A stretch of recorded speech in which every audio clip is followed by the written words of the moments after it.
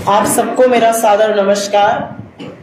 नागपुर की धरती पर पत्रकार बंधुओं से ये वार्ता करने के लिए मैं आई हूँ। सम्मानित मंच, आज जब मैं नागपुर के लिए दिल्ली से निकली तो सुबह 5:30-6 बजे का टाइम था और अमूमन फोन आने शुरू हो जाते हैं और ज्यादातर फोन जो है सुबह की शुरुआत राम राम से होती है। कोई जय सिया राम कहता है, कोई राम राम कहता है। तो मेरे मन में एक सवाल आया और मुझे लगा कि जिस देश में दिन की शुरुआत प्रभु राम के नाम से होती है, जिस देश के हर दूसरे व्यक्ति के नाम में भगवान राम का नाम जुड़ा है। मैं उत्तर प्रदेश से आती हूं, आधे लोग राम भरोसे, राम खिलावन, राम समुझ, राम केवल, कोई ना कोई भगवान राम के नाम से जुड़ा हुआ है। उस देश में अगर भगवान राम के मंदिर में लूट होती है तो इसका अंदाजा लगाइए ये कितना बड़ा महापाप है। और मेरे हिसाब से राम मंदिर में जो लूट हुई, जो डकैती हुई, जो चोरी हुई चढ़ावे की, वो सिंपल फाइनेंशियल चोरी नहीं है। वो असल में हिंदुओं की आस्था पर इतिहास में सबसे बड़ा प्रहार, इतिहास में सबसे बड़ा हमला है। कुछ लोग कहते हैं हिंदू खतरे में है।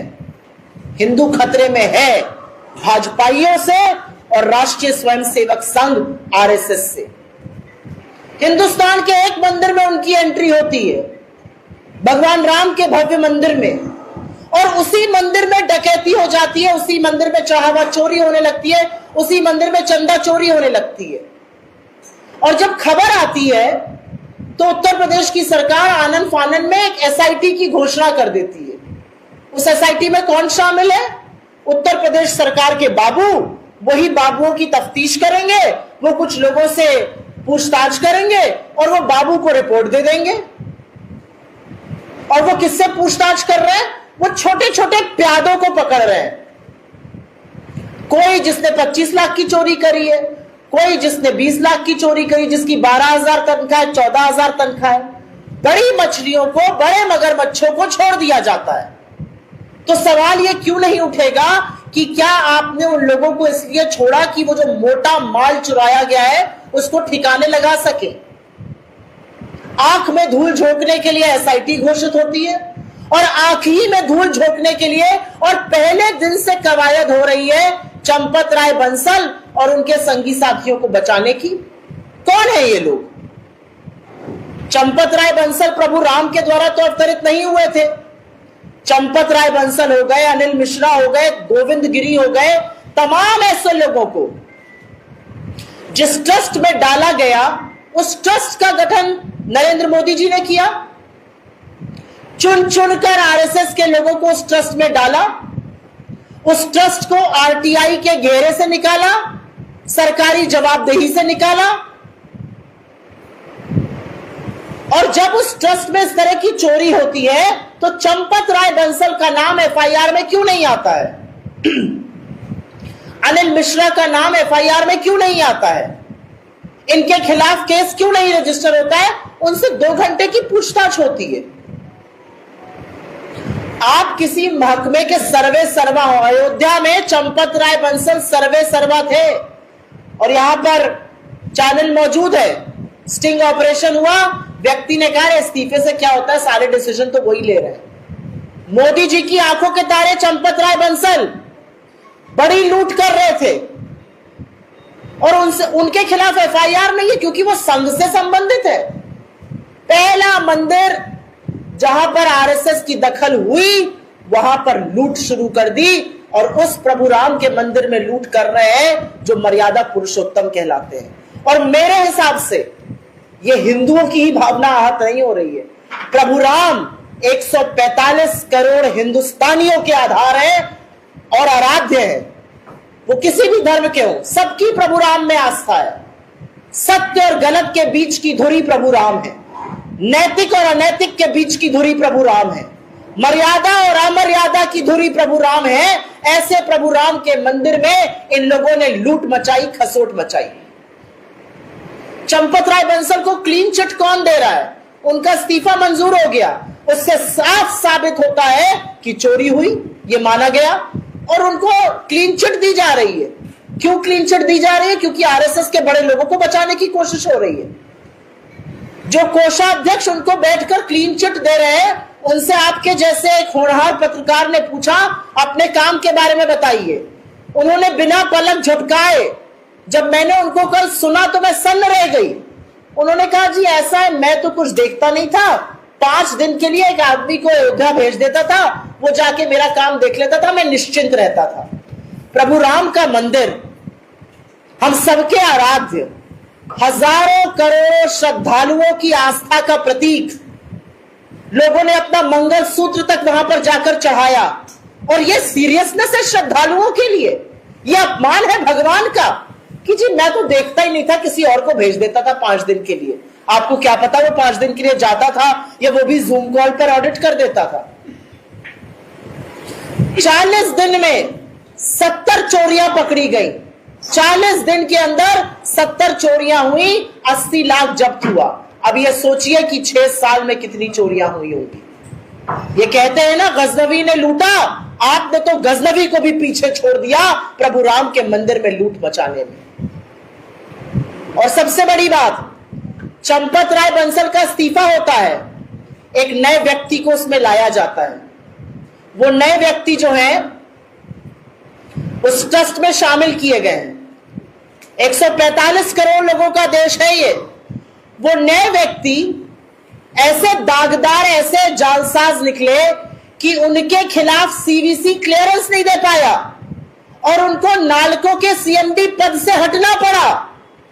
145 करोड़ के इस देश में आपको एक बेदाग व्यक्ति नहीं मिल रहा है प्रभु राम के ट्रस्ट में डालने के लिए। सारे संघियों से उस ट्रस्ट को भर डाला है। मेरा अपना मानना है उस ट्रस्ट की विश्वसनीयता खत्म हो चुकी है।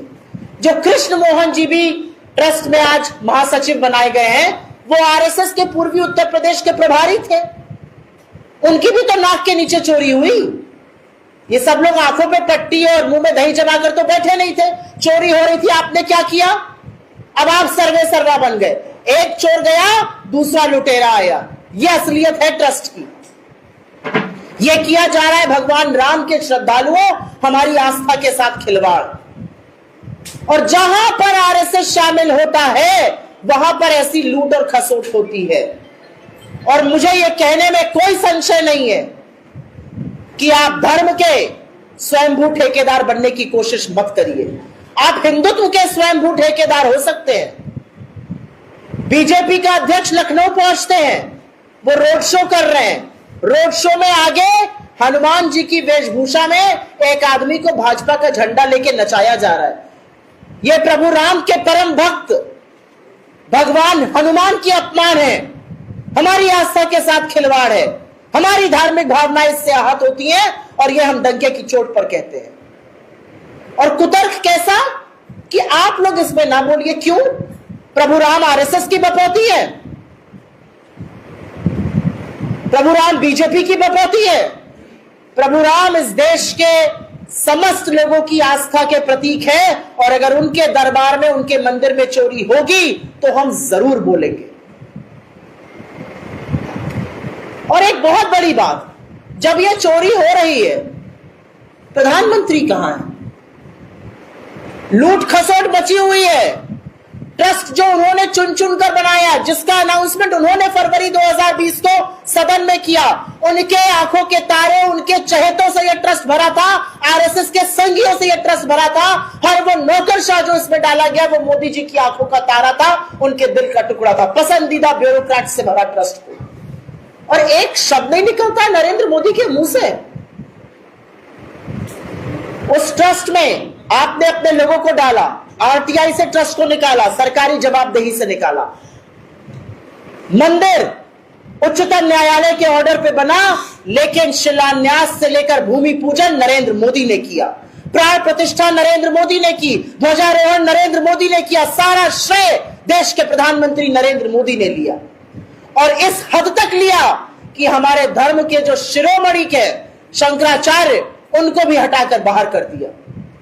आप सोचिए कि प्रभु राम के मंदिर का इनॉग्रेशन हो रहा था, बॉलीवुड के सितारे भरे पड़े थे, लेकिन शंकराचार्यों की जगह नहीं थी वहां पर। एक शंकराचार्य को नहीं बुलाया गया, एक शंकराचार्य को आमंत्रित नहीं किया गया।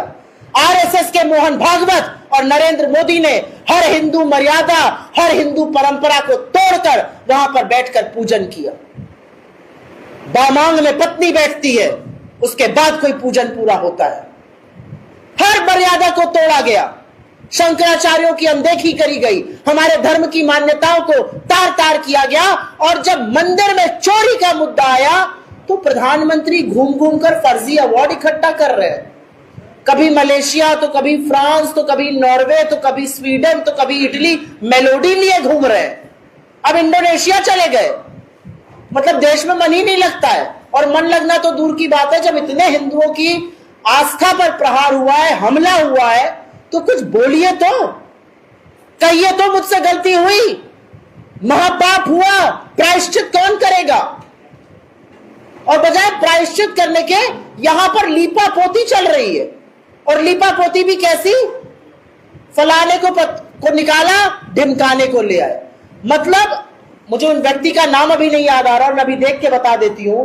जिस व्यक्ति को ये ट्रस्ट में लाए हैं, उससे ज्यादा दागदार और जालसाज दूसरा कोई व्यक्ति नहीं है। उसको ट्रस्ट में लाया गया है।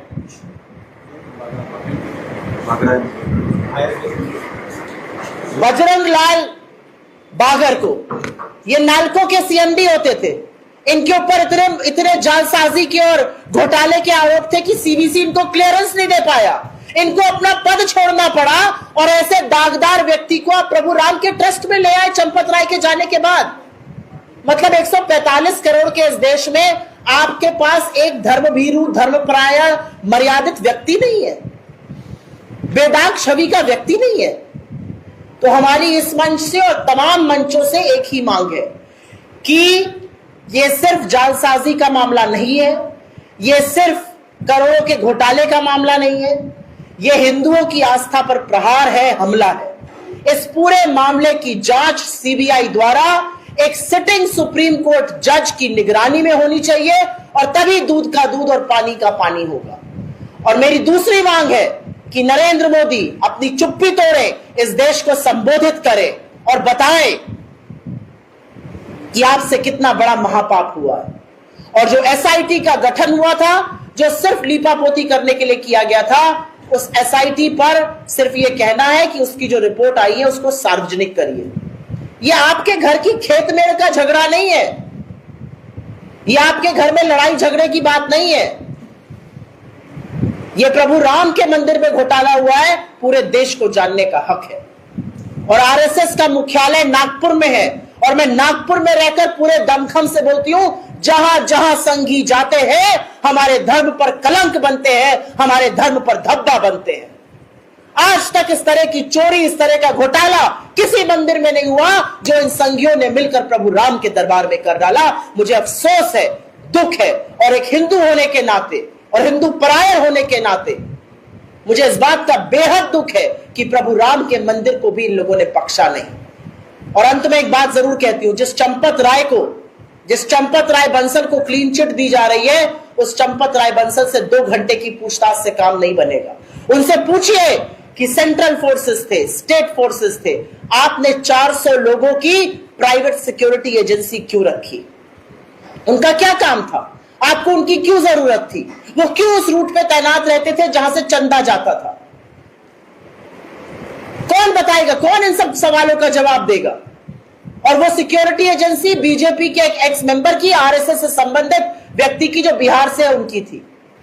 कौन इस बात का जवाब देगा कि इतने लोगों ने जब आरोप लगाया, चाहे वो महिपाल हो, चाहे वो 2 लोग और हो, जिन लोगों ने बताया था आपको आकर कि मंदिर में चंदा चोरी हो रही है, आपने क्यों उनके खिलाफ एक्शन लिया? आपने उन्हीं को नौकरी से निकाल दिया। कौन बताएगा इस बात को कि जो दूध का दूध और पानी का पानी होना था, वो बिना इनके ऊपर मुकदमा हुए, बिना इनके ऊपर जांच हुए कैसे हो सकता है? तो बहुत सारे सवालों के घेरे में ये ट्रस्ट है। तमाम आरएसएस के जो बड़े बड़े कार्यकर्ता इस ट्रस्ट में शामिल हैं वो हैं, खुद नरेंद्र मोदी हैं, उत्तर प्रदेश के मुख्यमंत्री सबको धर्म का सर्टिफिकेट बांटते हैं। आपकी आंखों के सामने आप तो हर महीने पहुंच जाते थे अयोध्या नगरी, आपकी आंखों के सामने भगवान राम का घोटाला हो रहा था इतना बड़ा मंदिर में। आपका एलआईयू, आपकी आईबी, आपकी सुरक्षा और खुफिया एजेंसीज क्या कर रही थी? आपको भनक ही नहीं पड़ी। छोटे छोटे नुमाइंदे, महिपाल जैसे छोटे छोटे लोग आकर बता रहे थे कि ऐसा हो रहा है। जिन लोगों की भर्ती हुई गिनती के लिए, उनके नाम चंपत राय बंसल लिखकर भेजते थे रिक्रूटिंग एजेंसी को। भाई भतीजावाद चल रहा था वहां पर, फलाने का भाई को भर लो, धमकाने के भतीजे को भर लो। कौन इन बातों का जवाब देगा? कौन इस बात का जवाब देगा कि एसबीआई ने 3 महीने पहले कहा था कि जो स्टैंडर्ड ऑपरेटिंग प्रोसीजर्स हैं गिनती के, उनका पालन नहीं हो रहा है और जरूर लोगों को हटाया जाना चाहिए, लेकिन उसकी अनदेखी की गई। कौन इन सब बातों का जवाब देगा? और ये जवाब मिलने चाहिए, क्योंकि मैं फिर से उसी बात पर जाऊंगी। सारी राजनीति भूल जाइए, हर चीज भूल जाइए और पूछिए अपने आप से, इस देश में हुआ क्या है? इस देश में महापाप हुआ है। जिस देश में दिन की शुरुआत राम राम से होती हो, जिस देश की आत्मा में प्रभु राम का वास हो, जिस देश की नैतिक धुरी प्रभु राम की मर्यादा हो, जिस हे राम को कहकर महात्मा गांधी ने इन्हीं संघियों से लड़ाई लड़ी, अंग्रेजों से लड़ाई लड़ी और इस देश को आजादी दिलाई और होठों पर आखिरी हे राम कहकर शहीद हो गए, उस राम की अवमानना इन्हीं संघियों ने मिलकर करी है और जवाब पूरे देश को चाहिए। बहुत बहुत धन्यवाद।